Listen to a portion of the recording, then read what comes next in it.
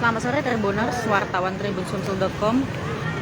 Kertati melaporkan dari lokasi Pasar Beduk atau Pasar Ramadan di depan Pasar Mandiri Sako Perumnas Palembang. Nah, ini Pasar Ramadannya ya, kita lihat. Ini hari kedua Ramadan atau Senin 4 April 2022.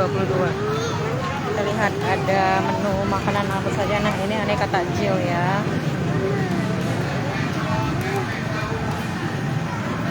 Mulai dari kue, kurma, donat,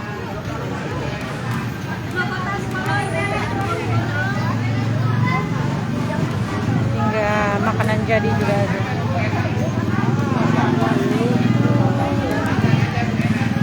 Ini lemang, kue khas daerah di Sumatera Selatan.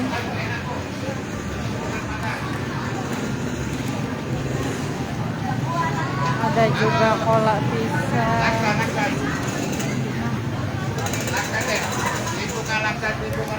Es buah. Ini sari kayanya enak nih. Iya, Sari kaya. Sari kaya ini Sari kaya nih. masakan jadi ya, sayur, aneka sayur lauk pauk. Dijual per potong ataupun per porsi ya.